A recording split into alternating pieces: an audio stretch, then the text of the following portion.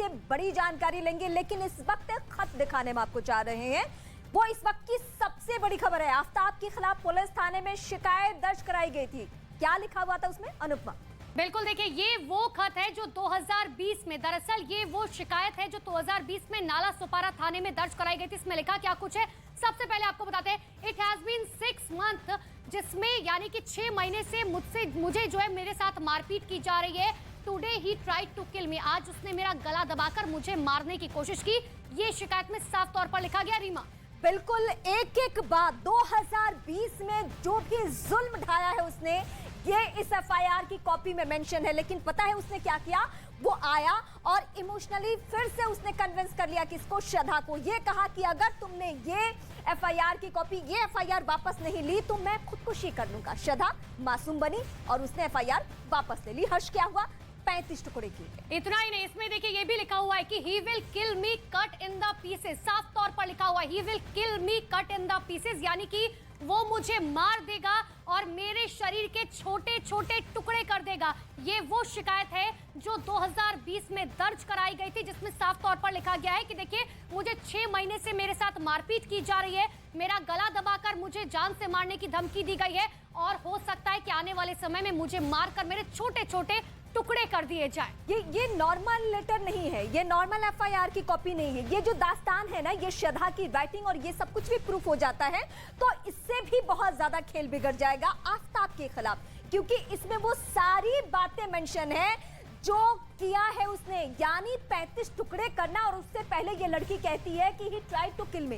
ये लाइन ही अपने आप में काफी है सब कुछ खेल बिगाड़ने के लिए। इतना ही नहीं, देखिए उसके माँ बाप का भी जिक्र इसमें किया गया। इसमें साफ तौर पर लिखा गया कि his parents are aware that he beats me and that he tried to kill me, यानी कि उसके माँ बाप ये जानते हैं, आफताब के माँ बाप ये जानते हैं बहुत अच्छे से कि वो मुझे मारता है और मारने की कोशिश एक बार फिर से कर सकता है। सीधे लिए चलते हैं आपको ग्राउंड पे, जहां मेरे दो सहयोगी जसप्रीत और प्रशांत हमारे साथ मौजूद है। प्रशांत, एक लेटर हम दिखा रहे हैं एफआईआर की, वो दरअसल कॉपी है और उसमें हर एक वो बात मेंशन है जिसके जरिए ये पता चलता है कि ये सिलसिला लंबा चल रहा था, मारपीट का, जुल्म का, टुकड़े करने की प्लानिंग का। इस वक्त हम अपने दर्शकों को जो बता रहे हैं, देश के number 1 news channel news 18 India पर किस तरह से साल 2020 में ही श्रद्धा ने शिकायत की थी पुलिस में, और पुलिस स्टेशन था नाला सोपारा का, यानी मुंबई के उपनगरीय इलाके नाला सोपारा में श्रद्धा ने शिकायत की थी कि आफताब लगातार उसे धमकी दे रहा है। कई टुकड़ों में काट कर फेंक देने की धमकी लगातार श्रद्धा को पहले भी मिलती रही है,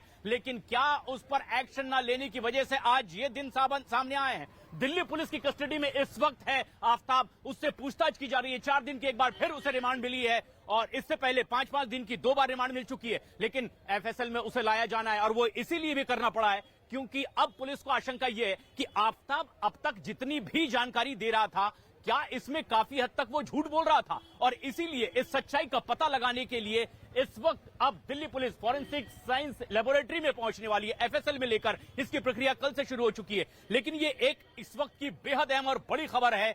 अब जिस तरह से एक रिपोर्ट की कॉपी न्यूज 18 इंडिया के पास है, नाला सोपारा में 2020 में ही जिस तरह से शिकायत दर्ज करवाई गई थी, श्रद्धा ने पुलिस से यह शिकायत की थी कि आफताब लगातार धमकी दे रहा है, उसे जान से मारने की धमकी दे रहा है, पिछले कई दिनों से उसके साथ मारपीट हो रही है और कई टुकड़ों में काटकर फेंक देने की धमकी। ये शिकायत साल 2020 में ही मुंबई के उपनगरीय इलाके नाला सोपारा में श्रद्धा ने पहले ही दर्ज करवाई थी और आखिरकार मुंबई से जिस कहानी की शुरुआत हुई अपने दुखद अंजाम तक पहुंची दिल्ली में, और श्रद्धा के शरीर के 35 टुकड़े कर आफताब ने जंगलों में फेंक दिया। लेकिन जो जानकारी अब तक दे रहा है आफताब, क्या वो पूरी सच्चाई के साथ अपने बयान दे रहा है, इस पर डाउट है और इसीलिए दिल्ली पुलिस की टीम लगातार ये कोशिश कर रही है कि उससे सच्चाई